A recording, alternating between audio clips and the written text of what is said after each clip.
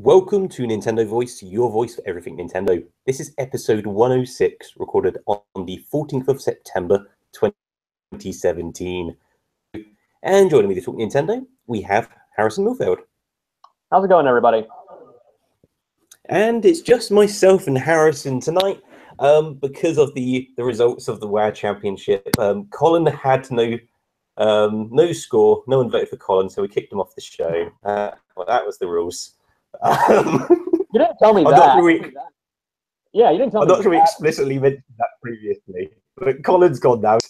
Yeah, I think there was a detail that you left out of the contract of the Super Topic, so sorry, Colin?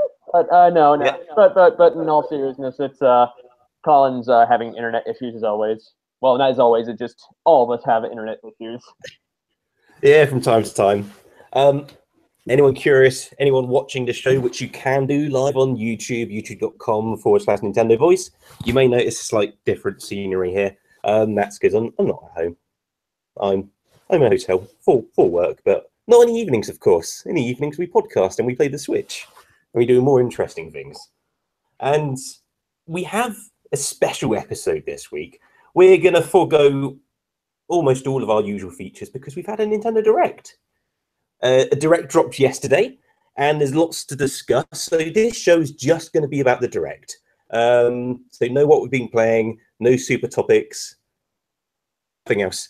And so we'll resume that sort of stuff next week, usual programming. So a little bit of housekeeping at the beginning. If you're not aware, we do have a competition going currently. You can win yourself a Super Nintendo Classic. All you need to do is on Patreon, which is patreon.com/Nintendo Voice. And if you support us with a minimum of $1 a month, you enter to win a Super Nintendo Classic. We'll pick one person at random when it comes out, and we'll ship it free of charge to yourselves. And obviously, the money we get goes towards making the show even better. And other thing to mention, if you also are on Patreon, please do send in some super topics. Like you saw on the last week's show, you can go you can do whatever you want, really. You can suggest things. I mean, it's also up to vote, so people have to vote on it. But use your imagination, come up with some crazy ideas, and yeah, take advantage of it. And with that all said and done, let's jump straight into the show. So we've had a Nintendo Direct now. Lots of things announced, lots of things discussed. And so I think what's the best way to do, we'll go through the order of the show. We'll take it from there, from the beginning to the end. And so they started the show talking about the Nintendo 3DS. And the first thing they showed was Pokemon Ultra Sun and Pokemon Ultra Moon. And they kicked off with a trailer. And then they went into some more details. I think they had it in four main points, as it were. And so just overall, though, Harrison, what's your kind of takeaway from Ultra Sun and Ultra Moon? Well, as someone who's kind of pushed this game in kind of the rear view right now because of being with the presence of the Switch now going on, and knowing that I kind of fell off with Pokemon Moon pretty quickly, something that I really did enjoy. It's just this one for me, they're obviously not going the route of this is just the same central map, but just a new coat of paint. But they're actually adding more to kind of like the vein what they did with like Pokemon Black, White, like Black and White 2, correct? So I don't know. I did not initially get to watch the Direct live. I did see bits and parts of like things coming here because I was at work, so I was just following everybody's Twitter reactions. And this one right here, though, it's still, I mean, it's showing on there, but it does make me want to wish more for, well, hopeful for what Game Freak's going to be doing on the Switch. And I know I have nothing much to say about it. That's what I'm saying. I mean, what do you have to say about it? Well, I mean, I'm still not entirely sure how new this game is. Like, I'm not sure where the balance is between where it is like that Black and White 2 and whether it is just the yellow edition to what Sun and Moon is. They had some somewhat interesting things, like as in they have like these pre-order bonuses and such, and some of it seems a little bit on the nose, as it were. But one of the things which did catch my interest was they're having a promotion with the gold and silver releases on the Virtual Console for 3DS. And if you pick either of them up, you get a Celebi for either Sun or Moon, or Ultra Sun or Ultra Moon. Explicitly about the Ultra games, but because I'm probably going to get silver on the Virtual Console, it'd be nice to add a Celebi to the collection, put it in Pokemon Bank. I would say I'm not too keen on the new, like this in quotes, the new legendaries, very slightly altered versions of the current Sun and Moon ones. Just with some like metal shardy bits stuck on them. It looks like. Just slap them on the legendaries. I'm sure they won't notice. Exactly, yeah. I thought you could have some cooler designs. Interesting to see just how different that story is. It's really hard to tell at this point. Like they tease, like, oh, it looks like you get your new starter Pokemon in a different way, and I'm just wondering how much of that is. Like, do we know most of the things which are different about this game, or are they just showing us like a few little bits? But really, there's like this like a big mountain of changes which they've just not talked about. It was a cool way to kick it off. But because we've already seen it and it's based off a game we've already played, wasn't the most exciting thing. But Pokemon is Pokemon, and it's not a terrible way to start off a direct. Not at all. I mean, it's nice of them to actually start this whole direct. Obviously, as we're going through right now, is just 3DS stuff. So, and I know they didn't really spend too much time on 3DS stuff, it seemed like. But that's true, and that was a nice thing about it. I mean, like, as polite, the politest way to say it is they got the 3DS stuff out the way intentionally. It's like, all right, the 3DS is still important to us. We want to, talk about these things. But we know most people are like more excited about the Switch, so we're going to be upfront and say, all right, we're going to do the 3DS stuff at the front, and then it's just Switch stuff. And that's what they stuck to. So after Ultra Sun and Ultra Moon, they talked about there's a new 2DS XL. So it's the white and orange one. They also showed I think it was a new 2DS XL, a Pokeball edition one. Oh, that was the one that I think that once I got an image of that one, I was like, I know a few people who will definitely want to trade in basically their 3DSs for, like, swap their 3DSs for it. But, me being, I didn't even swap for the Metroid Special Edition on there just because I'm like, I don't want to essentially, get my profits back for but just switching over and then getting the net loss. But it's like, I can't do it. It's like, my inner Metroid fan couldn't do it. But this one, the white and orange new 2DS XL, I was under the impression that was already announced beforehand, but I think they were shown in some adverts when this was unveiled back in. Yeah, I think it was one of the original versions which was shown off. So it might just be the actual date. So it's coming out on October 6th. So it might be that part which was new. Yeah, we might have known it was coming out that time roughly, but not the actual day itself. With the retail price of $149.99. So next up, sticking on the 3DS theme, a new Mario Party. I'm not sure how many Mario Parties there's been on the 3DS now. I think at least a couple. Exactly, but there's no one, which is Mario Party the Top 100.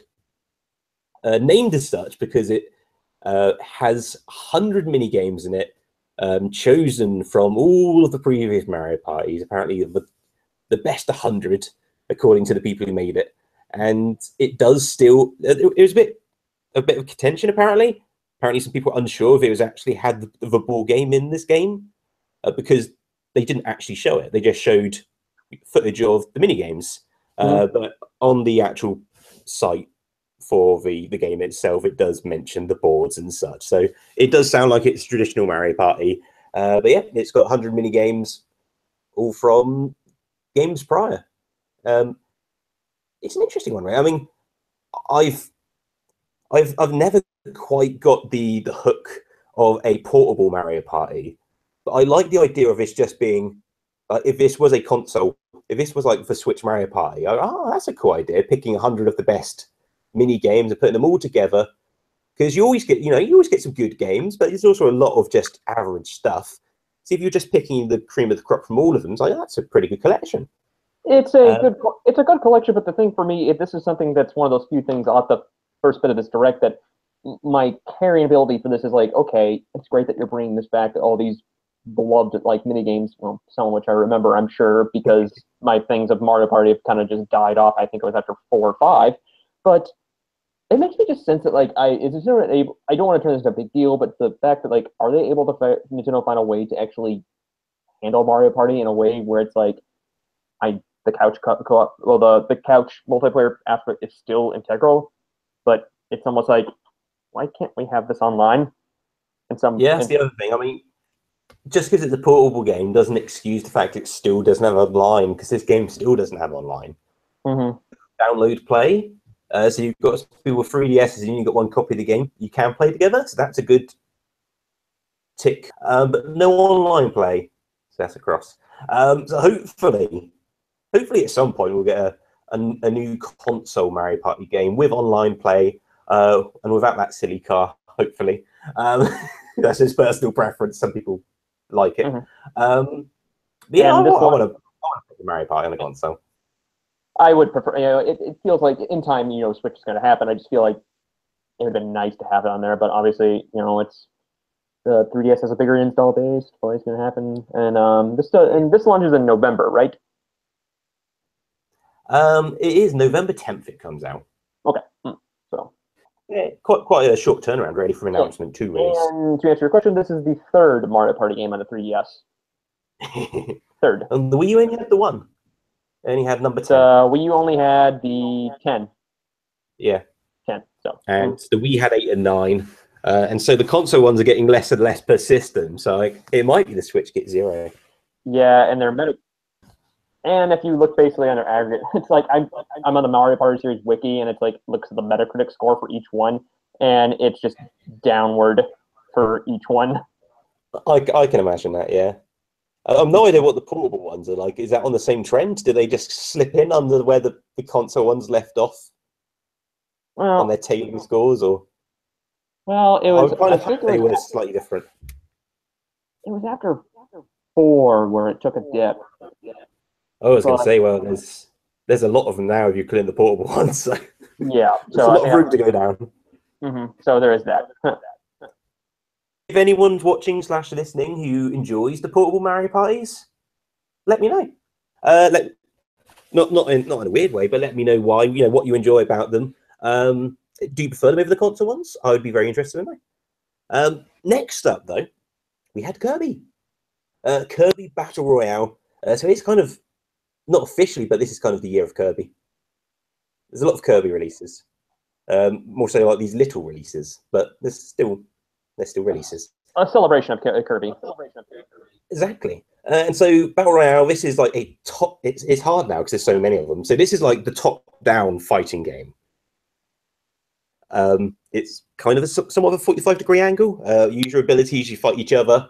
Not the only game where you're a bunch of Kirbys fighting each other. So it's hard to distinguish. Hopefully, this one gets a demo. I think it kind of needs that to sell it on the premise, unless you're just a really huge Kirby fan and just buy anything Kirby. They did not announce a demo? Did they at all? Did they announce a demo? No, not that I'm aware. That's what I would like to see. Just because it's hard to get a grasp of how fun the game is just from the small bit of footage we saw. Because it looks very simple, but sometimes that's simple is all you need, but sometimes it's just a bit boring. Get hands on, I feel, would be the real test for Battle Royale. Hopefully a demo's on its way. Well, I mean, it does. For a multiplayer Kirby game, I don't know. That's one I would definitely need a demo to actually test out. But as far as this is just looking very but it's coming surprisingly soon too. Well, soon as in January 19th. So there's that. Yes. And yeah, there's more Kirby on the way. But next up, Layton's Mystery Journey, Catriel and the Millionaire's Conspiracy. We now have a date, which is October 6th. It's coming out for the 3DS. And so this is a game we've already seen a fair bit of, and it actually released on mobile in the West a few months back now, and I've been playing it from time to time. I've actually been playing it a bit this week. Mm-hmm. It's really good.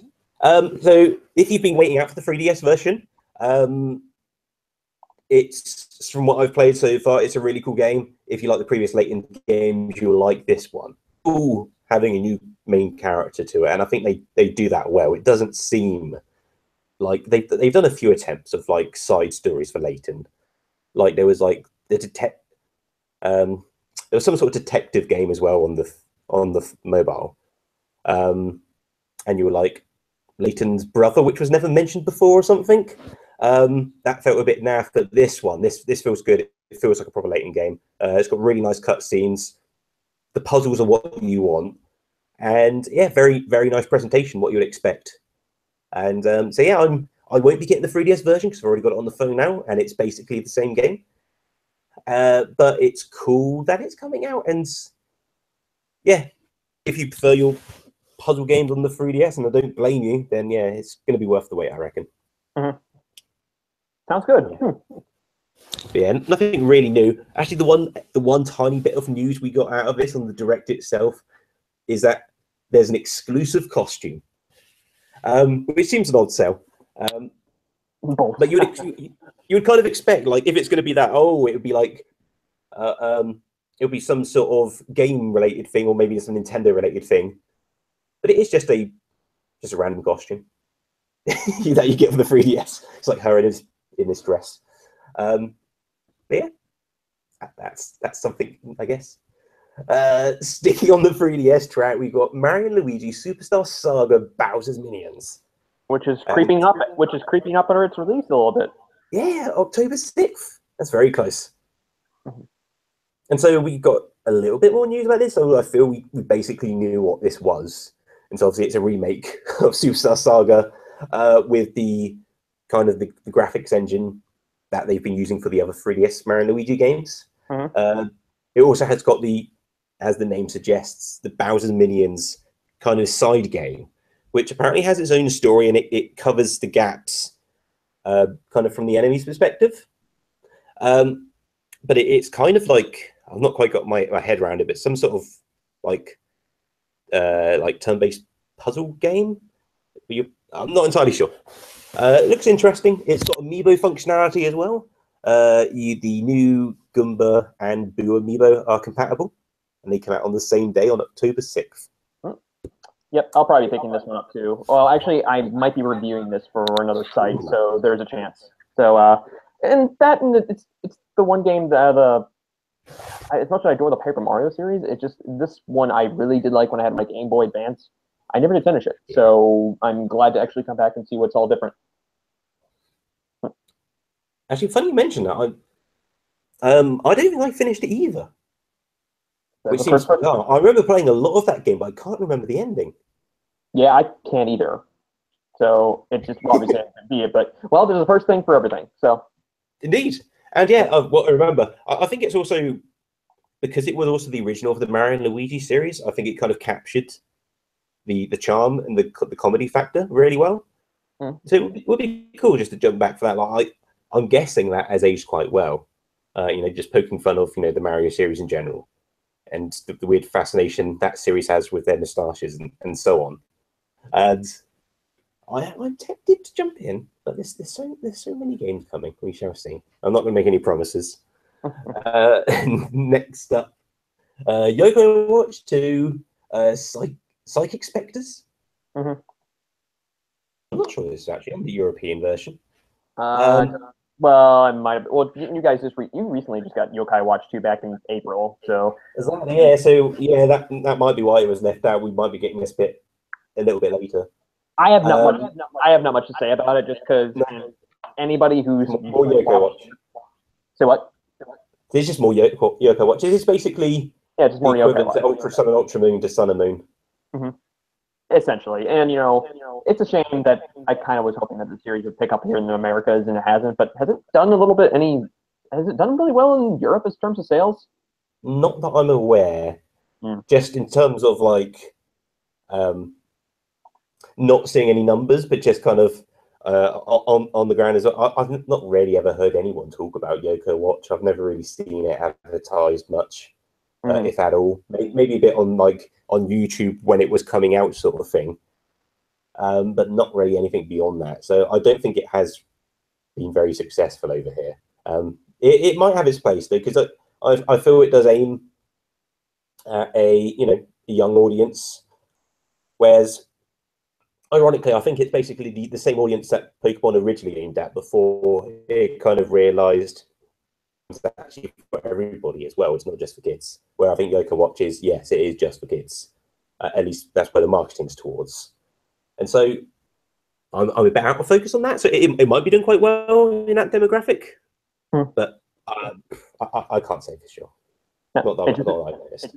It's a new Yokai Watch game, so that's it. Yeah. The next thing is new. Well, new in a way. It was a new announcement. Minecraft is coming out for the new 3DS. Yeah. And this surprised me just because we are, I would assume, relatively late in the 3DS life cycle, and just to have for this to happen, either I would imagine it was going to happen earlier or just not. But it's cool to see. So. It's kind of what it says on the tin, really. Minecraft is coming out. It is just for the new 3DS. It won't work for the originals. And it's what you would expect. It uses the two screens. You've got your inventory, your crafting on the bottom screen. You've got your first person view on the top. It looked pretty sharp, to be honest. It looks like if your 3DS is still primarily how you play games, I imagine for a bunch of people that still is. Again, not to make any huge assumptions, but probably the younger audience. This could be a cool fit, but then again, you would imagine they would also have a bunch of other ways to play Minecraft. So, then again, it's big enough. It's bigger enough and early enough. It'll probably do well enough. It's as big as a moneymaker Minecraft is, better late than never with this case. And it shocked me that that was actually available today, day of, but digitally. And there is, I believe, promise of a physical release coming soon. So there's that. Yeah. The Wii U release, at least.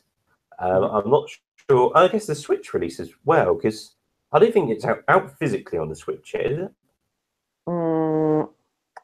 I think it is. Let me go check. I know it is. I'm not sure. I mean, at least on day one it was. So it's interesting that at least for the Wii U and the Switch, and it was available. It's only digital, yeah. But it was a physical copy. Yeah. After Nintendo is now, we'll just get out the door as soon as we can.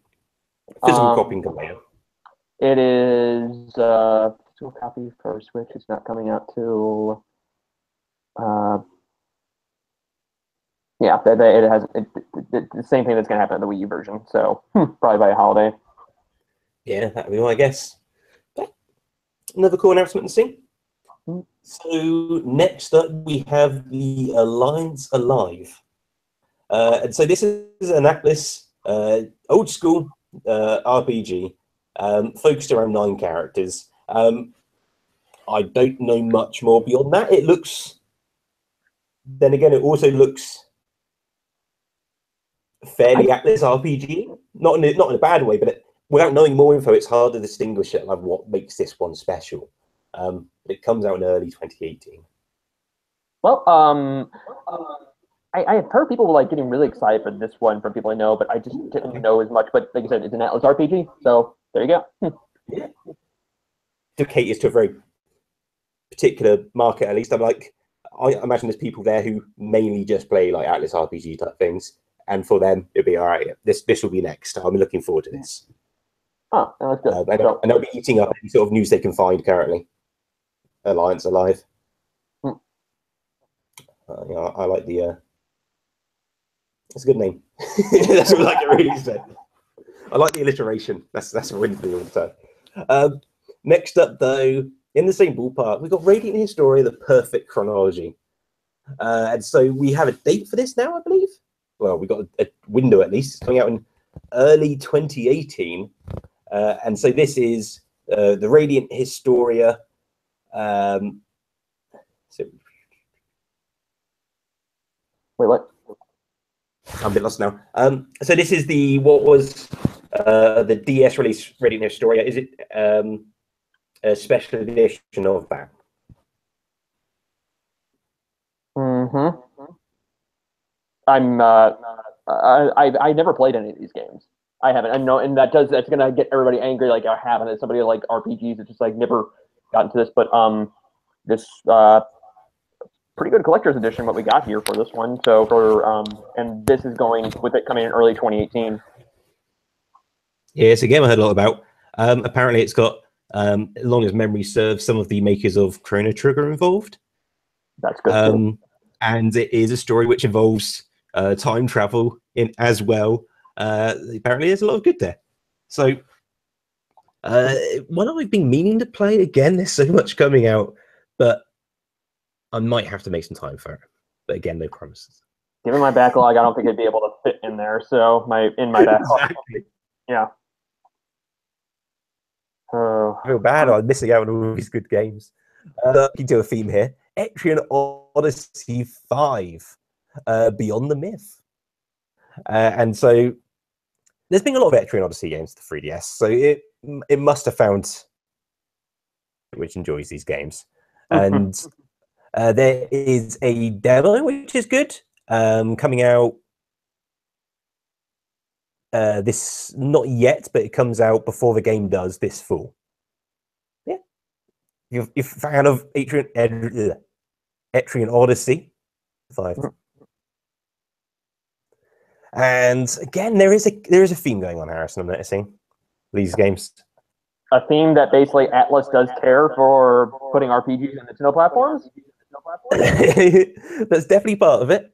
Next up, Shin Megami Tensei Strange Journey Redux, out for 3DS early 2018. I know that makes me think. What's your background with the Shin Megami Tensei series? I played 4. I enjoyed it, but it was long. But it prepared me for it. What that former of like what I saw there prepared me for Tokyo Mirage Session. So there's that. Yes. No, that's basically my experience with this series. So I've not played any of the Shin Megami games. Oh no, it's a deep RPG. So. But just also knowing that it's a series which has its own spin-offs, and isn't Persona one of those spin-offs in itself? Unless I'm getting really mixed up now. I'm sure Persona is a spin-off of Shin Megami. But yeah, absolutely huge series, which I've never even touched beyond if Tokyo Mirage Sessions counts at all. But the last of our 3DS games to talk about, well, there's 2 of them.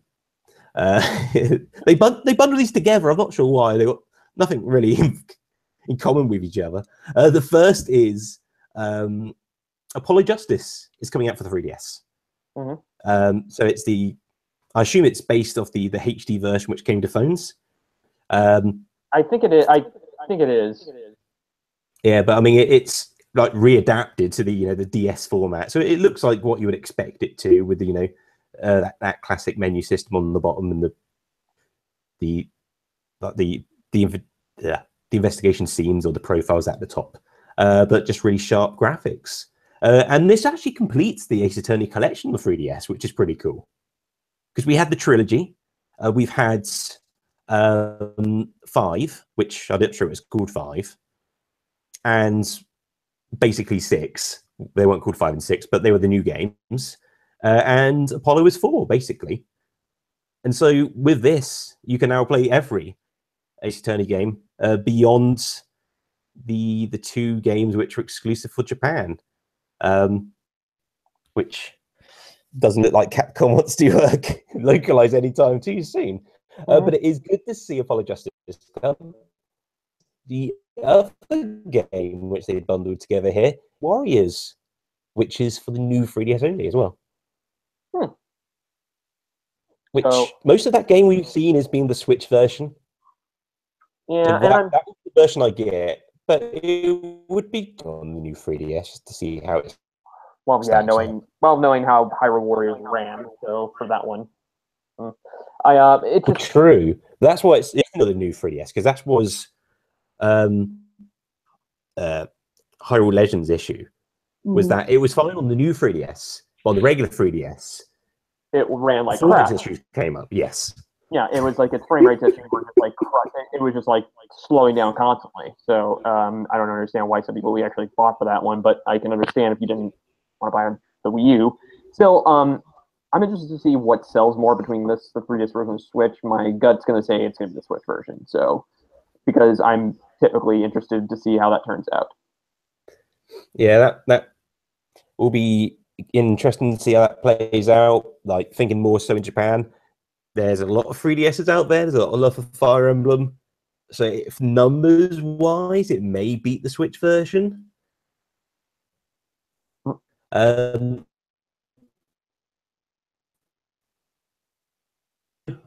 actually the beginning. So I'm going to follow the list though. Let's talk about Super Mario Odyssey. Was the thing they ended the direct with? Yes, but it's next on the list. I kind of wanted brand new trailer. Say what? Yeah. New terrain, new things to capture, and of course, Cappy has a wife apparently. Yeah. Well. Yeah. What Caps have? I don't know if it's a wife or not, but yeah, someone that Cappy wants to rescue at the very least. It's basically you'll notice in some updated versions of Peach, whatever her tiara, it actually has those eyes similar. So I'm like, this is a fairly interesting little new subspecies of things called just, hats, going to marriage. But still, I don't know. Yeah, we did see a lot of new stuff to it. I mean, I did kind of keep it to a minimum because I want to kind of go in fresh for this game when it drops. Which I can't believe it's dropping in about almost a month. And that's crazy. I know we did get some little teensy little bit story details and stuff, and actually more focus on Pauline and what she means basically to the series. And of course, we answer that long-winded question: does Mario have nipples? Yes, he does, judged by a photo that we saw. And of course, like every other piece or every other outfit we've seen you wear, it is some sort of obscure reference. There was some sort of art of Mario in those trunks way back when, and it looks identical. And in the picture, he had nipples as well. But yeah, in addition to, it's a really cool trailer. Do check it out if you want to see more of Odyssey. But I won't go into all the details now, just in case you want to go in afresh. There is going to be a somewhat special Switch, which comes with Odyssey bundled in with red Joy-Cons when Odyssey releases. Someone was suggesting that they missed an opportunity to have like little Cappy eyes on top of the Joy-Cons. Like it's on the analog sticks. Yeah. Oh no, that'd be freaky. Because they're the wrong place. If they were aligned at the same place, that would be fine. But having one eye in the top left and one eye in the bottom right, that would look a little weird in my book. Wouldn't look at Cappy quite the same way again. Next up, though, Xenoblade Chronicles 2. They did spend a decent amount of time on this. Possibly mostly any of the games on here. Yeah, and that was a complaint I heard from several folks. And I think there was two sections. One, a story trailer that had a narration, and then there was about 5-6 minutes worth of another variation, which only can be described as somebody who I assume voices Winnie the Pooh on the weekends. And it was just talking about combat and more of this, and I felt like that would have been better reserved for kind of like what they did with Xenoblade Chronicles X, just release these different type of videos describing combat. Although we haven't seen much aside from or just put all that stuff in its own direct and just make even more of it. That is, and so it's like 20 minutes of someone talking in Winnie the Pooh voice about Xenoblade, the poster. Then like 10 minutes all together in here. Yeah, and it's looking good. It really is looking good so far, and I am glad that we did get the answer that it is coming in 2017. So yeah, yes, which they had said from the very beginning. We, for the first time, got an actual release day though, which was I feel the big point. So it's coming December the 1st, both in America and Europe, and I assume Japan. I'm not sure if it's the same date or not. But yeah, so I put a public apology out to the internet because I was one of those people who was like, no, it's not releasing this year. At least not over here. It's not. Maybe in Japan. But no way they're turning this around as quickly. Well, when you mentioned Japan and all that, I was like, it's going to release the same day as each other versions because Nintendo wants a policy of making sure these their published games release worldwide the same day. Oh, true. But I mean, like, if you just go back to the last Xenoblade game, that was nowhere near a day one release worldwide, was it? No. Oh, no. Xenoblade X, I think that release was it. So that's where my expectations came from. Yeah, that was the Wii U era. This one, I think it's not like, oh, we've been seeing just the Japanese dub, and now they're like, oh, we got to go into localization. It's been it's been going concurrently throughout a bit of development. So, and I gotta say, I'm enjoying the voice acting for what I've seen so far. It's varied, and I know that 8-4, that was a company based in Japan, is not handling the I believe they're not handling the dubbing for this one, but it's actually Nintendo of Europe, which makes sense because they did. I'd assume so. At least from what I heard, I definitely heard a European localized version. I assume that's the same as what was broadcast in America. Mm-hmm. So it's like the original Xenoblade Chronicles, where obviously Nintendo of Europe handled that, but purely for the reason that they were releasing it and America wasn't. But it's cool to see for number 2 that they're returning to that. Despite that it's actually releasing on day one, the same in both America and in Europe. So yeah, I'm very excited for Xenoblade 2. I'm very happy to be wrong that it's coming out this year. I thought that it wouldn't be, as it were. So yeah, I'm really looking forward to December 1st for this because this game really does look like it is the true sequel to Xenoblade Chronicles. If you disregard the story, unless they do link it in a weird way, which they might do. But yeah, X didn't quite, like, despite the actual mechanics of the game, didn't really quite feel like Xenoblade Chronicles. It felt like something different. Mm-hmm.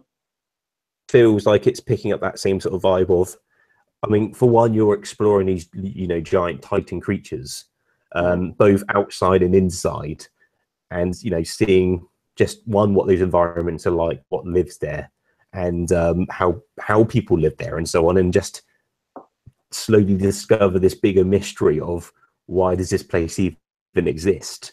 So yeah, I'm very much looking forward to actually getting my hands on this one. I am, and I'm actually debating about whether or not I'm going to get the special edition of this, which I think is still the same as what you guys are getting in the UK. I think it comes in, but I think we basically get the same special edition. Mm-hmm. And so also mentioning, so yeah, there is a special edition, and there is also a Pro controller, which has got a special Xenoblade Chronicles paint job. So it's kind of got these pinky type handles to it, and a black base with the kind of blue turquoisey type slash going through it. It looks better than I describing it there. It does look quite cool, but very, very bold controller, that's for sure. Oh yeah, one that I may attempt to get, but we'll see. I am in the market for getting another Pro controller and some Joy-Cons. Okay. So yeah, that's also the other choice. You got to think, oh, do I get a Pro controller? Or do I get another set of Joy-Cons and another grip? there's pros and cons either way. Next up, though, again, there was definite theme going throughout this event. Project Octopath Traveler, in brackets, working title, like they need to remind us. Although that definitely will be the name, won't it? Beam Square, that will be the name. I don't mind. I don't mind the title. There's like a contingent that they drop the word project. That'll be it. I'm just gonna go say they changed it. That's just me. We'll hold on to it. Okay, you were gonna feel like they're gonna keep it. I'm saying they're gonna change it, and I don't know. Okay. It's gonna be something like Chrono. Well, actually, no, it won't. But or it could be Bravely. Something. It's by the people who did Bravely Default. You know what? That's the only other thing I was thinking of. Is I think maybe it's working title because they're still not sure whether to have a Bravely branding on it because it's the same team, and there are some very slight references to Bravely in it. The battle system, you do have BP, which act exactly the same as Brave Point and that engine. But in this, I think they're called burst points or boost points currently. But yeah, I feel there is a definite connection between this and games, even if it's like jumping into the actual news of this because we knew what the title was. One, we got a new trailer for the game. More information. We now know it's a story about, I think, is it 8 different characters? That would make sense with the name at least. It would, yes. Let's go with 8. So you've got 8 characters, each with their own distinct ability, and they dropped a demo on the eShop right after the Direct came out. That shocked me too on there, knowing I thought we weren't going to see anything from this until at least 2018. But yeah, I haven't played the demo yet. Have you? Completed.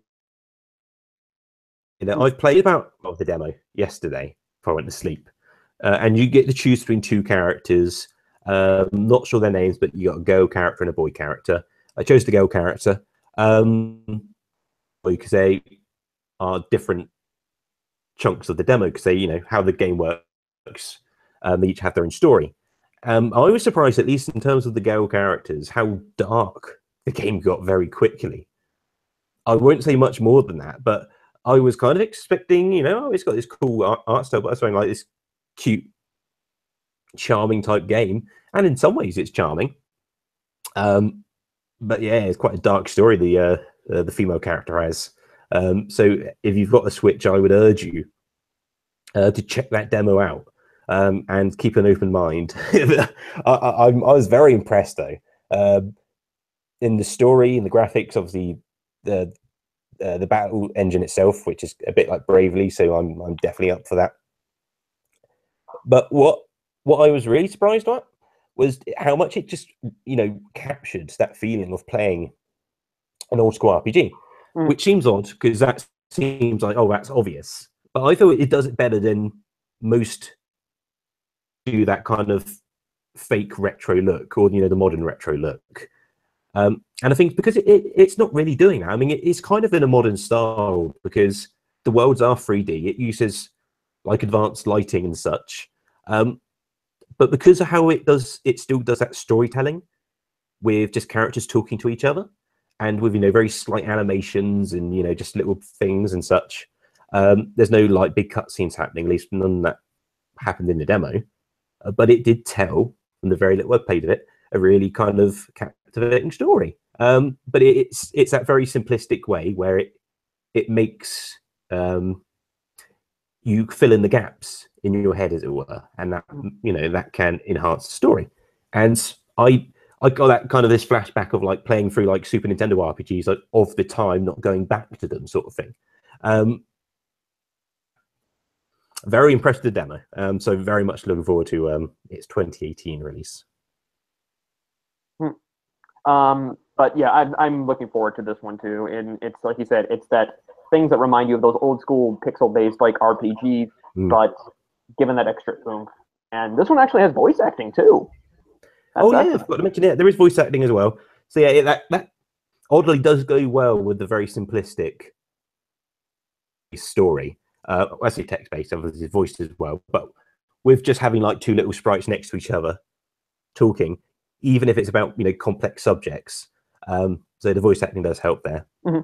And a nice other little detail, its use of HD rumble is quite cool. It sounds very silly to say, but when you like open and close doors, and it like you feel it like click on you, and there's a point where like someone slams a door and it feels like someone slammed the door.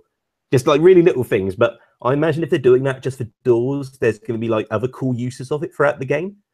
So it's cool that they are paying attention to that stuff, because those little effects, especially on a game which, on the face of it, kind of simple art style to it, even if it's done well, really does add up. And so, breaking the theme, which the show's had so far, yes, we've got a couple of games from Bethesda, or from more specifically id. Yeah, I think this was a big Bethesda rollout right now. I did believe They talked about Skyrim first, though, didn't they? Yes, there was a little update in Skyrim, but nothing really new.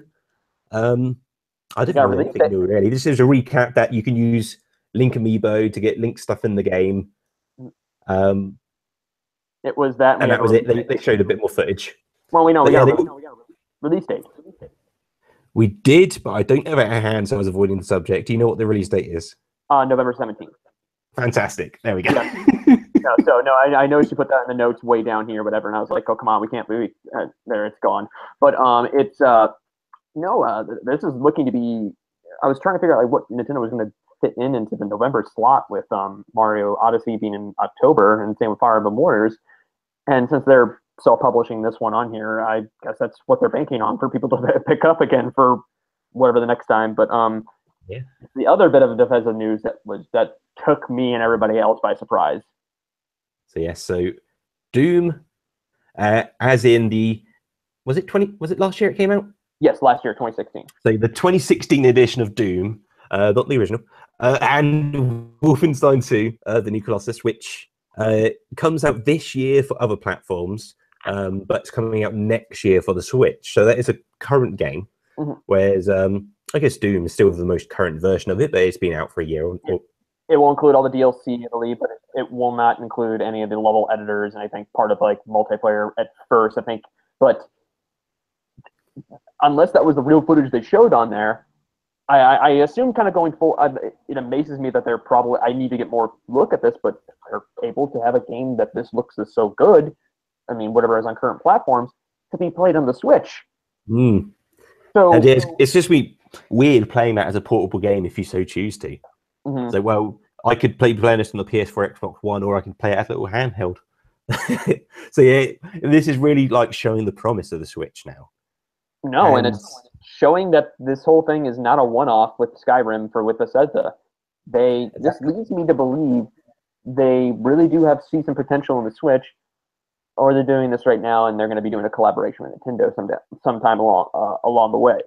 That's just my conspiracy theory kind of going through to it. So, are you thinking that Bethesda's next in line after the next crazy crossover game?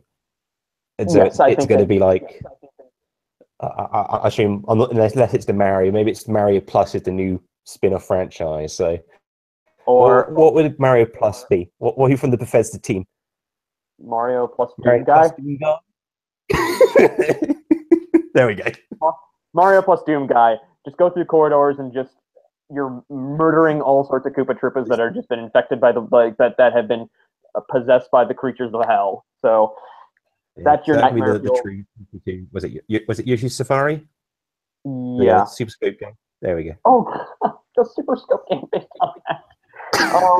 But no, this is good news though, and obviously this kind of puts a little light on Capcom, for instance, which I can understand. If you're certain about something like, well, we're testing the waters to see how everything's kind of going, and now it's like Bethesda's diving, basically it seems like chest high into this whole thing. So it's Doom.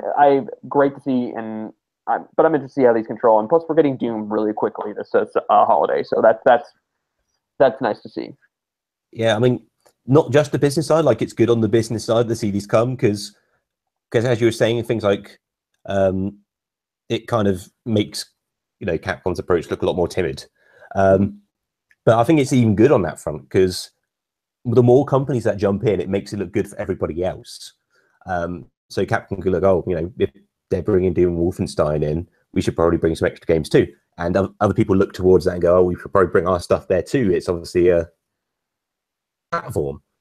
But in addition to that, these two games in particular, I'm genuinely in terms of the series, I've been a big fan of Doom, especially the original two games. I've still not got around to playing 2016 release of Doom, so this will be perfect for me. Oh no, playing on the Switch. And I know plenty of people own PC or a PS4 that are who also have Switches. They want to pick this double dip on this. And the other thing around Doom is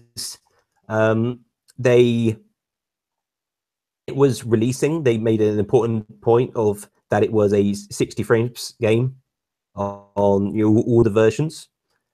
Hoping it would also be the same for the Switch, and if they do, that's just an even more impressive feat. We shall see. What technical wizardry is going on right now? That's all I gotta ask. Exactly, yeah. And for Wolfenstein 2, just because it is a very contemporary release, like it's not going to be releasing day on date, but assuming it comes out early next year, which you kind of hope for with them announcing it at this point, I don't think it'll be that far off of the other releases, and this would be a good precedent just to state that going forwards for certain games, even if they are graphically intense, even if they are aimed at mature audiences, you can have the Switch release alongside the other PS4 and the Xbox One releases of the same game with the same modes with the same features. Yet the Switch version has the advantage of being a portable game as well. It just really comes together. It also just had a really good E3 showing, I felt, Wolfenstein 2. Really great atmosphere for that game. Again, not played. I played the original, but not played the more recent Wolfenstein before this one. But that one also had an interesting twist premise of it, and so I'm probably more of a chance to play these games if they're on a Nintendo system, because I am slightly biased. I have a Nintendo podcast and all that. So in my book, that's all good. Yeah. We're looking forward to it, and what the multiplayer was like for Doom or for Wolfenstein. I guess the one before 2 on here. But it would also be cool to have, a competitive shooter, first-person shooter, which discounts Splatoon, on the Switch as well, because I don't think we really got any yet.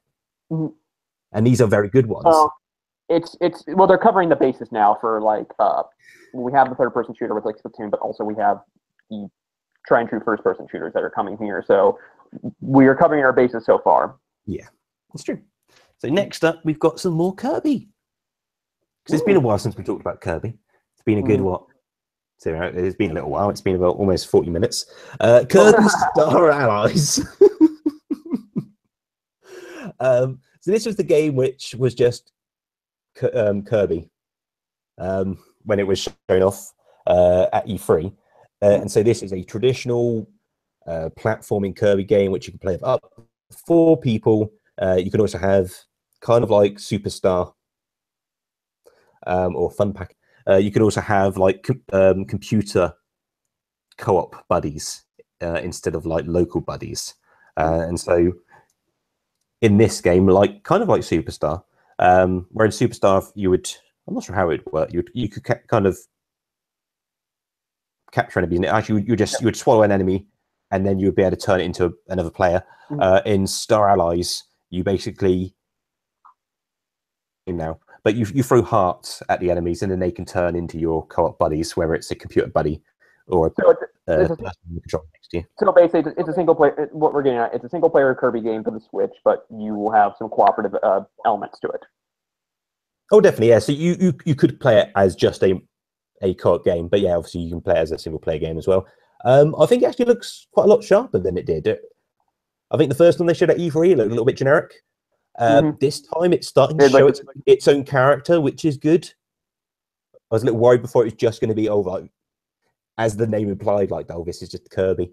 Where it feels a little bit more of a personality now. I feel they kind of are leaning in towards Superstar on the Super Nintendo, which is a good thing in my book. But yeah, it comes out on the Switch this spring.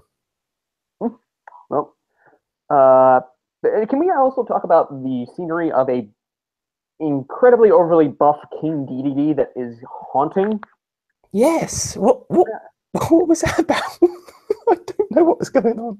Yeah, I know. Between Mario's nipples and this, it's okay, I think now we're getting to this. Oh no, and one thing I think we forgot to mention about the Year of Kirby, Nintendo is actually holding a poll for people to guess to vote on what's the best copy ability. That's right. Yeah. Mini site, microsite, whatever you call it. I'll have to pay it a visit just to see how many different copy abilities there are to choose from. There's been quite a few over the years. But yeah, I'm not sure what we get out of that. But yeah, there's a competition running. So let's see what the best copy ability is. Maybe it will become the poster art, as it were, of the game.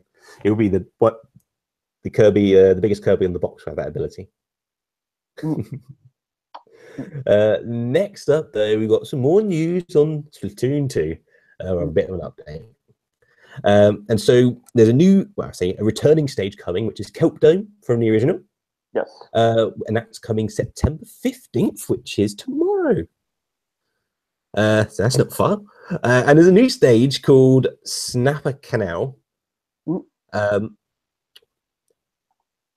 And I'm not sure.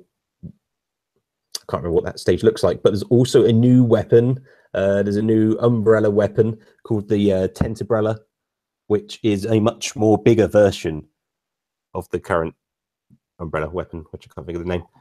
But yeah, it kind of opens up like a big tent almost. And there's a scene where there's these 4 Inklings back to back, and they all launch one, and they are basically in like this big tent because all the sides are connecting up. In League mode, you could have some very clever play going on with those things if you pair them up or have a whole team with them, just forming like this giant barricade. But yeah, all these extra wrinkles are adding to this game is fantastic. I really like the new weapons, and especially the ones which they teased early on, which still aren't even in the game yet. But yeah, let's keep the updates coming. Yep, keep on there. Splatoon's going well, and did anybody find out what the result was from the McDonald's Splatfest in Japan? Oh, I think it was Nuggets. I think Nuggets won. Yeah, let me double check on that one. I remember hearing that. What was it? The results of the teams. Yep, Nuggets won. Yep, we got that. So, moving on. Well done, Nuggets. Love Nuggets. You earned it. So, in the theme of updates, ARMS announced and release. Well, I say announced. We knew about it before, but the announcement of the release, which was the same day of the Direct, just very shortly afterwards. Version 3 is now out, so you can now play as Lola Pop. And you can also customize your controls. There's a new stage. There's various tweaks to certain characters, and some new arms, because there's new characters, so there's also new arms. And yeah, that's all dropped. So you can download that if you've not already. I've not really played it properly since. I've seen the new title screen. I've seen what Lola Pop looks like in a character select, but that's about it. I will be exploring that more this weekend. So I'll probably also download that soon. But it's I really do wonder how much content is going to be added. More so like how many characters. What's the end game here? Well, if we were to go off data miners, they said something around that was going to end at 20, but that seems crazy. It does for me. They do that. They're going to have to add an extra row at some point, because currently the profiles are just getting ever so slightly smaller because they're all on the same row still. I just imagine if there's 20 there instead, they'll be really, really tiny. Or it goes over. I don't know.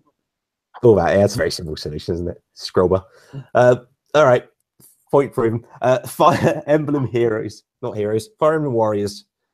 We got a new character revealed as well. So Lyn is coming from, obviously, Fire Emblem for the GBA. Lyn is going to be appearing in Warriors, which is actually a little bit odd, because so far all the characters have been from like 3 key games, which the original wasn't. Well, the GBA one wasn't one of those. So I thought this would be reserved for like DLC and such. I wonder if there's going to be some more, just like special characters, just dashed around here and there on the initial release, or it's just setting a presence that there will be more special characters, which will be DLC. Either way, it's cool to see Lyn here.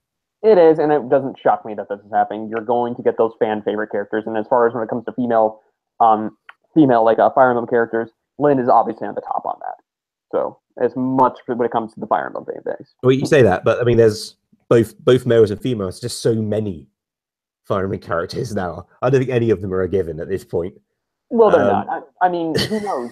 You could see the character from Fire Emblem Echoes come into this case, or even I'm sure we'll be able to pull more out. Exactly, yeah. And like in Hyrule Warriors, I imagine this game will have plenty of DLC packs to come, all various different characters and variations of existing characters. But yeah, there's a lot to play with in the Fire Emblem universe now. So I think it's a good pairing, really, Fire Emblem and the Musou game here. So yeah, Lynn's definitely a good choice. Be cool to see her coming. But so far, it looks like a pretty strong package. And it is coming out October 20th. So also not far away at all. Yeah, and dangerously close to Mario Odyssey, which it's bold, so... I don't think that matters too much. I think... I mean, there's definitely an overlap, but I don't think it's a huge overlap. In the sense that, I think Mario's got a much more wider appeal. And the Fire Emblem is kind of a more focused fan base. So I think they'll pick it up no matter when it comes out, if they're going to pick it up. So yeah, I think they'll be fine together. Next up, this is kind of new, old and new. Not VC, but we do have some retro Nintendo games coming to the eShop for the Switch in the form of arcade games. And like the Neo Geo games, these are being developed by Hamster. And what we're getting is Mario Bros. Versus Super Mario Bros. Versus Balloon Fight versus Ice Climber versus Pinball versus Clu Clu Land. And the first of which is going to be the original Mario Bros., the arcade edition, on September 27th. Now, I was getting a couple things for this. Is one thing we were wondering what is going to happen when this comes out to the Virtual Console situation. Whether or not I believe, but in the overall, what we've gotten through this whole direct is that it was all about games. I mean, I feel like when it comes to like when we figure out online, that's going to become at a later date, or it's just phantom dropped on YouTube for some reason, which Nintendo likes to do. I was given an asked about like, what does this mean for the Virtual Console? It's like, it means really nothing. I mean, it's nothing really too much to worry about since we don't know. Yeah, I think all this says about the Virtual Console is that there won't be an arcade selection in the Virtual Console. I think that's all it says. Yeah, and people were asking like, where is Donkey Kong on this one? Well, as everybody knows, the only versions of Donkey Kong that we got were still to this day always just the NES version. We have never really gotten the tried and true arcade form that was designed. And I asked that, and I completely forgot. And I heard reading about this a while back, but it was over, I think, the licensing issue with, because this was developed by both Nintendo R&D 1 and Ikegami in Ikegami, I believe. And I believe the latter owns the rights to the arcade version of the game. So I think they won out over it. And Harry Osei. Oh, here it is. This is where I'm reading. According to these sources, Ikegami proceeded to sue Nintendo for unauthorized duplication of Donkey Kong program for the later creation of Donkey Kong Jr. But it was not until 1989 the Tokyo High Court gave a verdict that acknowledged the originality of the program code.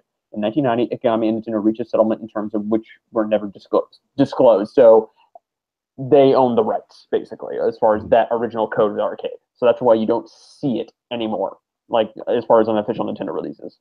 Yeah, but it is. I mean, this is a weird one because it's kind of like talking about VC but not talking about VC. But on just taking it on having a bunch of Nintendo arcade games available on the eShop, that's pretty cool. Because we've not really seen these games re-released. I don't know. Were they on the Wii Virtual Console? There were some arcade games. I'm not sure if any of Nintendo's were though. No, I don't think. Yeah, I don't think we. I think all we had was like NES classics that we had for as far as physical releases and stuff was like on the Game Boy Advance and overall. But no, no, I don't think. Yeah, they were based off the NES games, weren't they?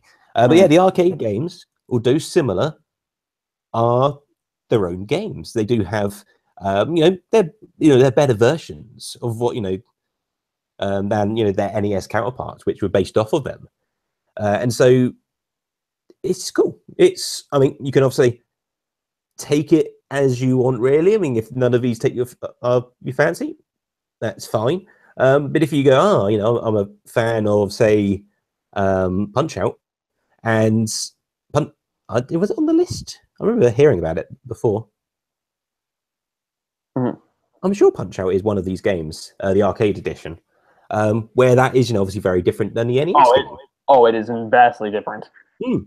And that's never been re-released. So that would be a cool one to download. And it's a silly something which comes built in, but it was cool just seeing that the little tabletop mode with the two little Joy-Cons playing like 2-player arcade games like that, just because they suit it quite well, just because they're very simplistic games. I think this is cool. We know Hamster does good work. It's going to be very, very true to its original feel. So this was a nice surprise. Yeah. And so another little nice surprise was Snipperclips Plus Cut It Out Together.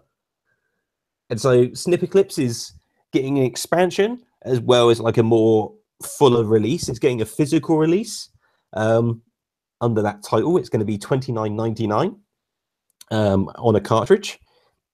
But you can also get the extra stuff just as a DLC for the original game for $9.99.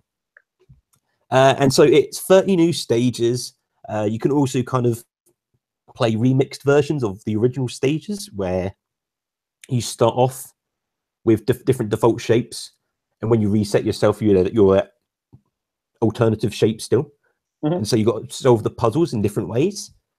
And so it's just more Snipperclips basically. Yeah. It's nice to see this one get another bit of like shot in the arm with both DLC and a physical release, and make me think back to like 1-2 Switch and wondering like just Nintendo just realizing that was just a one-off and we're allowing that to just wither and die, or they would want to try and attempt something else with it, but that's obviously not going to be the case this one. But no. DLC, but I think 1-2 Switch did alright. It sold over 1 million.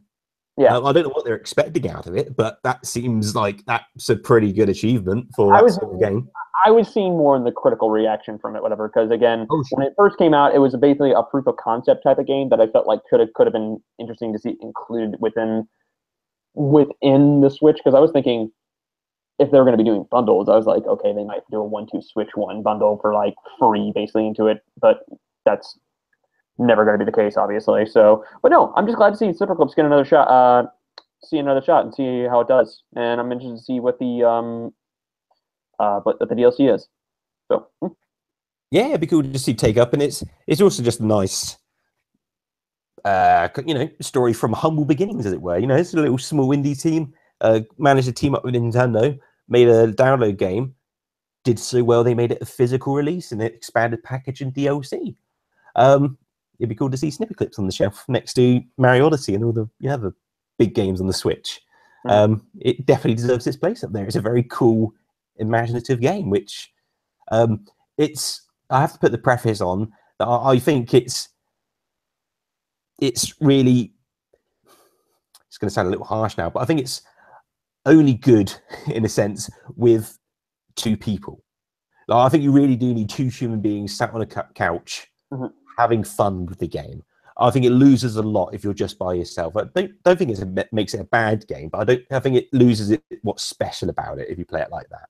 But yeah, you got two people you can play this game. I think it's definitely worth trying. I think you would have an absolute blast. And so let's jump into Rocket League. But it is a good game for couples, though. That's to say. I feel like it's very. So any two people. You don't have. I mean, any two people works. Pick a random stranger, and they would enjoy some Snipperclips with you. Watch out though, just in case they do take a fancy to your shiny Switch. However, Rocket League. I'm not sure what was actually new about this. I don't mind talking about Rocket League by any means. Did we get a release date? No, they did the holiday season. We didn't really get much new to this one, so it was just a recap of all the battle cards and all the DLC. Well, the new stuff, Nintendo exclusive stuff that's coming with Mario and Luigi themed cars and Samus's gunship. So yeah, no release date, unfortunately, now. So yeah, what might have been new? They did confirm there was a local multiplayer. Okay, there was I'm that. not sure if you knew that detail before. That could have been the new thing. Mhm. Makes sense. It's not going to be a reason for me to go out and buy it. I mean, I'm going to get it anyway, but I doubt I'll be playing it local multiplayer. But it's cool. It's there. It's a good use for it in a sense for a portable system, multiplayer focused game. Get the local multiplayer in there. Mhm. Next up, we've got some Dragon Quest Builders. This is another recap one, really. It's a game we knew that was coming. And so it's basically got some more details about it. We've got a launch and pick out what was new about this. Because obviously this on other platforms already. I don't think they talked about anything exclusive for the Switch version. They did. So it was something very, what seemed a little bit gimmicky, to be honest. But yeah, there's some little bits which are on the Switch version, which aren't on other versions. If you're looking for the Dragon Quest Builders, or you've got an interest in it, check out these guys. Let me see what it does not say now at this moment. Right now, what the it's the Saber Cub. Saber Cub. That's There we what it go. was. Saber Cub. Grant some special materials by defeating enemies. There you go. And this will be coming in spring, correct? That is correct. Mm-hmm. And I know Builders 2 has been announced. I'm not sure it's been announced for the Switch or not. But you would kind of hope if the first one's coming, they'll follow up with the second. Oh, and we've got Morden Solace on the live chat confirming Baby Sabercat. Okay.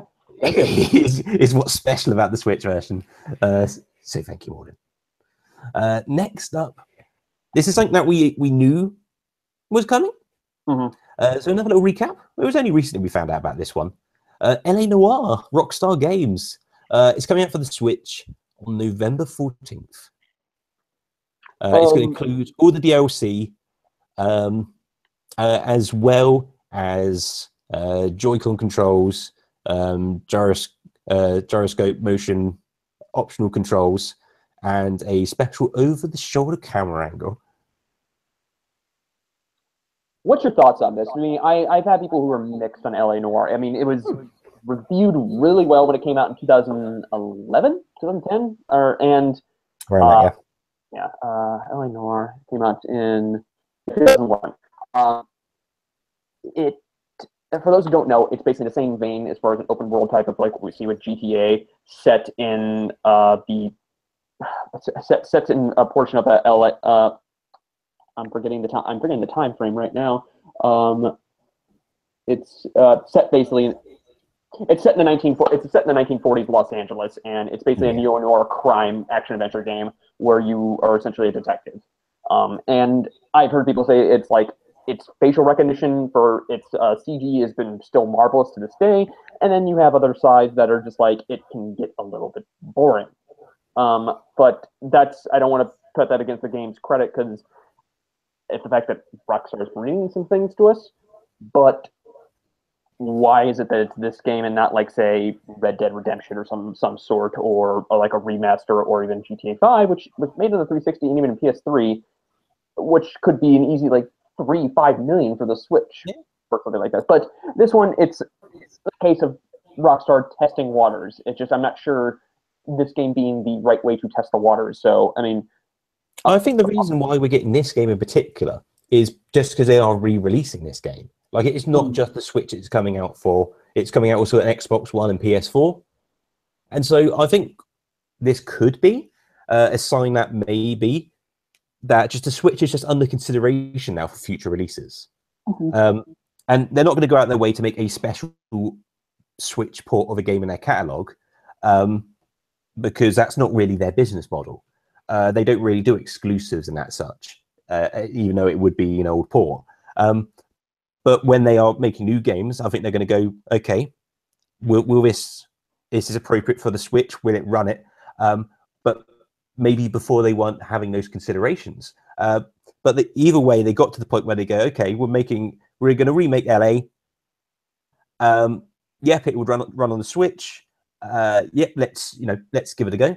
And I think this is a good case because it could be that maybe they do another edition of GTA 5, and they'll go, okay, we'll do the Switch version as well, and release it the same time as the other releases. And that's the other interesting thing about L.A. Noire is it is coming, as far as I'm aware, day on date, as the Xbox One and the PS4 special editions of this game. That's good. I mean, at least it's not being It's been treated fairly in that sense. Yes. So, what else do we got left in the direct? I know few more things. So next up, NBA 2K18.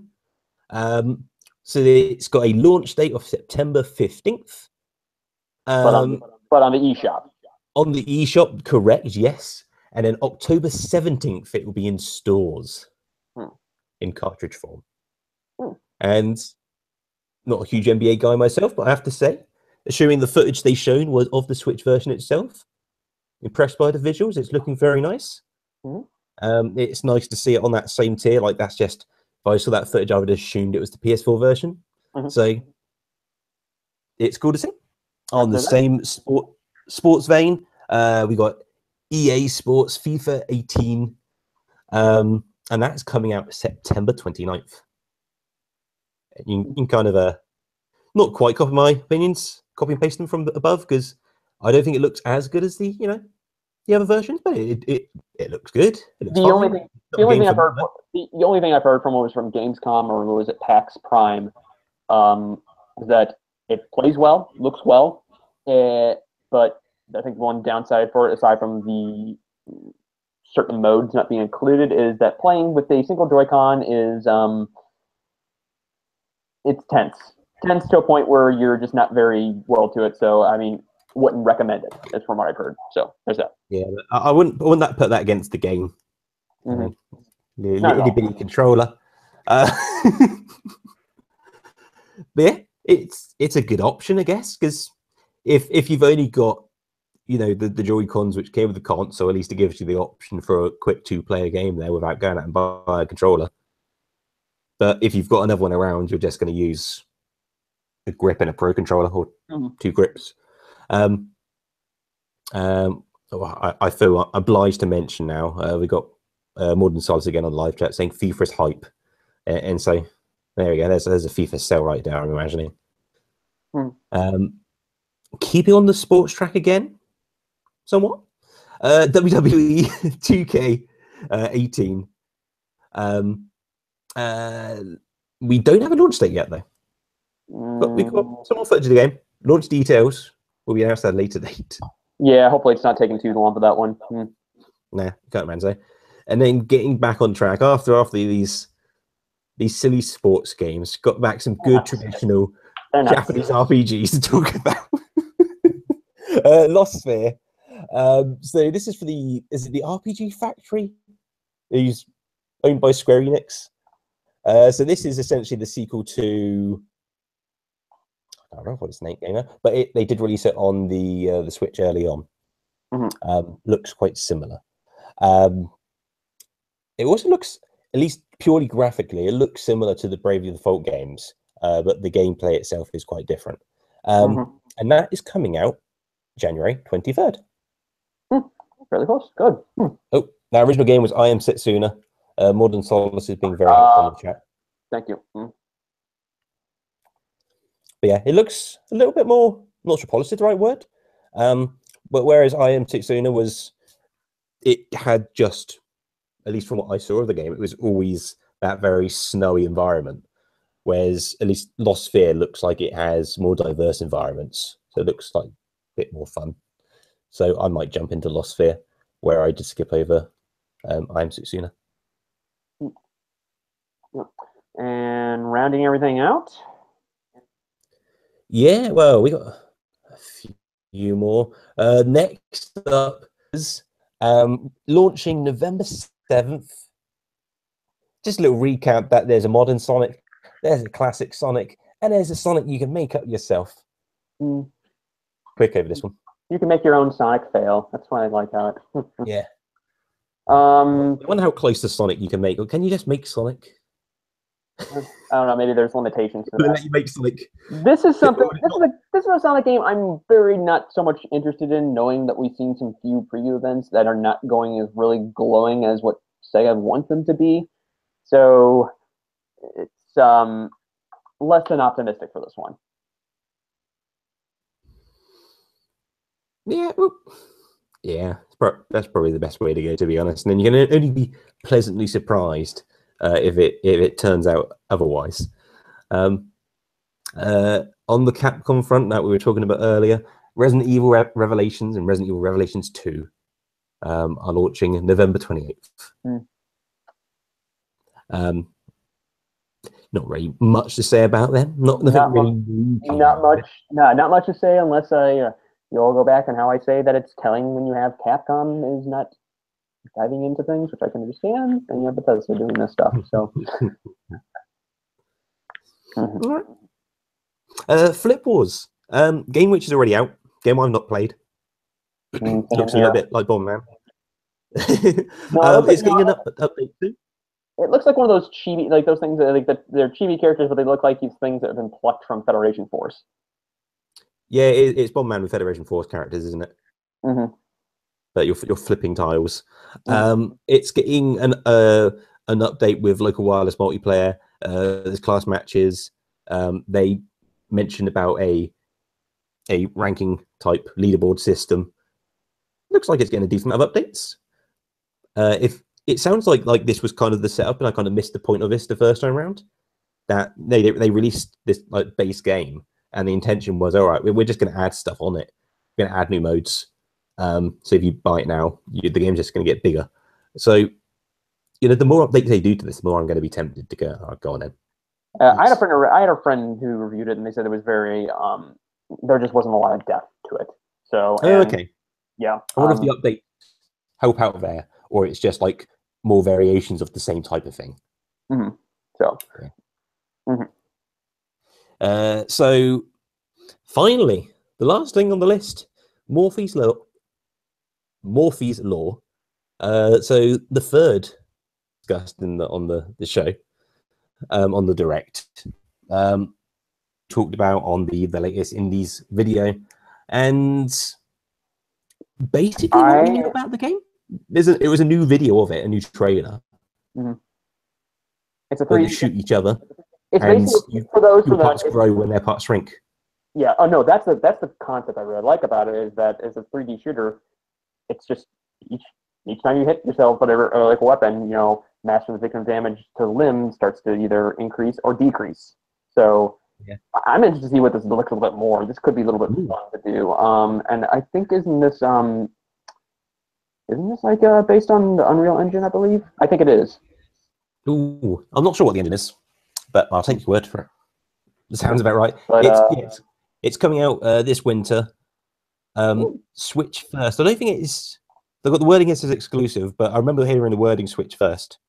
It arrives first, I think, or like launch exclusive, probably.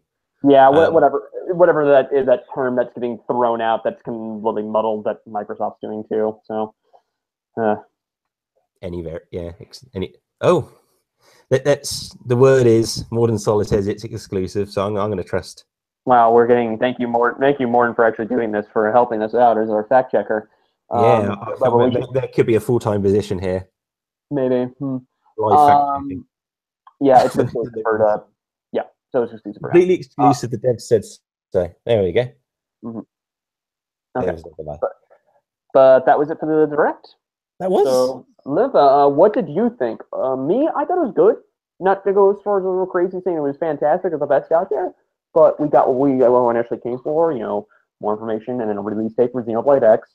More info on Mario Odyssey, Warriors, and of course, few good surprises here and there to round out the rest of 2017, which is just, this is again looking to be, and we're not even close to the first year, like this being officially a year from the Switch release, but this is looking to be a great first 9 months at the end of 2017.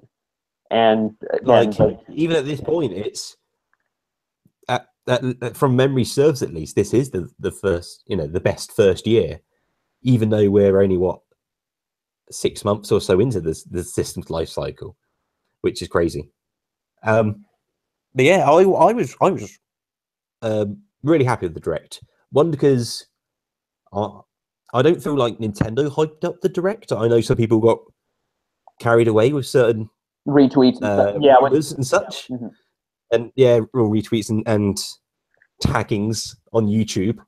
But in terms of a Direct, they announced a couple days before, even expecting one this month, although historically they do one around this time anyway. There was a bunch of things like the 2id games. That was a big surprise for me. I can understand why it's not for everybody, but yeah, like seeing again, one, it was just these 2 games that I generally want to play, and 2 is like, oh, that's really quite a good move for Nintendo and the Switch. I can see other developers looking at this and going, all right, if it's on boards, if Wait, on boards, gets on board in terms of what? As in like as in support. Support, yeah, support. Okay. As in like imagining at least other third-party developers looking at this and going, all right, Bethesda's in the first 6 months of the Switch have at least announced 3 games for it. Maybe we should be doing something similar. And I think they are a company of that sort of clout, which those discussions will start happening, and that's a cool thing. And it's just an added bonus, really, when it's like, oh, I just really want to play Doom on the Switch as well. And you kind of hope they release the original Doom as well at this point. I think that would be cool. But yeah, I really like this, and I like seeing the more details about Kirby. I liked sticking to the theme of releasing stuff shortly after Direct. The Project Octopath demo, which came out. I played that, very impressed with the demo so far. I completed it. Very impressed with that demo.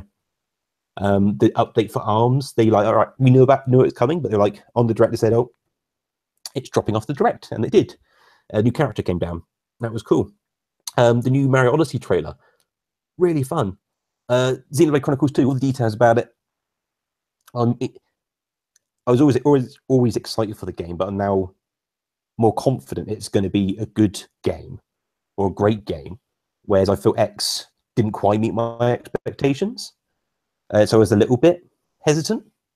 But yeah, I think for myself it was a really good Direct. So yeah.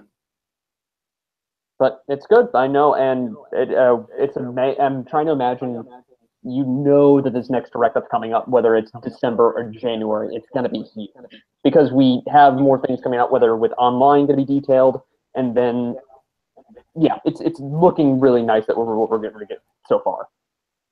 All right, I got a request for the chat, and I feel obliged to take it because they've been so helpful so far during the show. Morden's asking if we have to score the Direct out of 10, what do we give it? I'd give it a 7.5. Simple. That's a pretty good score. Mm-hmm. So yeah, I guess these are purely personal scores. That Xenoblade thing really dogged it down for me, and it's a game I can't wait for. So, mine's gonna be pretty similar. But I mean, there was no single big announcements. But I think it all adds up together. And if I include the stuff like if I include the demos I got to play and the updates, the games I got to play, which came out or were announced and came out immediately afterwards, I think I'd give it an 8. Which is, there's a lot of like smaller updates which build it up there, opposed to just one big, this new game you weren't expecting, which could turn your Direct to an 8 where there's not much else going on. Mm-hmm. But yeah, I think an 8 for me. So yeah, and that's partly because I wasn't really expecting a Direct dropping around this sort of time, and there's a lot of cool stuff, and it was a nice balance of third-party stuff and updates on, the Nintendo reliable stuff. But yeah, I think that's going to cover it for our Direct discussion. That's it for the show. I think it's worked quite well, really. It's been quite a nice, lengthy discussion. Yeah. And so, a few little reminders. Feel free to just chuck in your regular questions.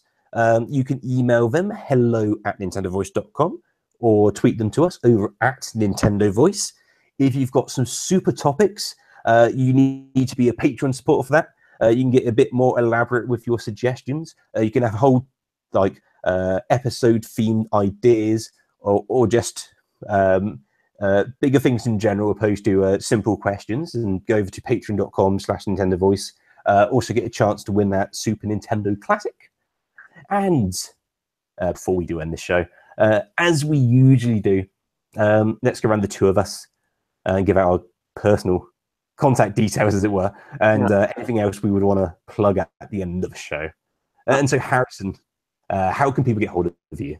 You can reach me at Twitter at hmelfeld, and if you want to friend me on Switch, I have a screen cap of my profile pinned on my Twitter profile as well. And if you're interested in seeing me write, you can reach me over at purenintendo.com, and we send be sure to head out there, check out their Patreon page. Those guys need your help too as well. They're phenomenal people, and we write really great. And I'll be reviewing a couple more games coming out as the fall gaming season gets into full flux.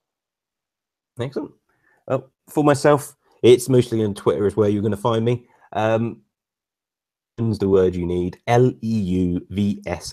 There's nothing else I really need to plug. Just if you already are supporting us, please do chuck us some super topics. Really does help flavor up the show. And with that, that is going to end the show. So thanks once again for listening and for watching. And this has been a Nintendo Voice. See you all later, everybody. Catch you next time.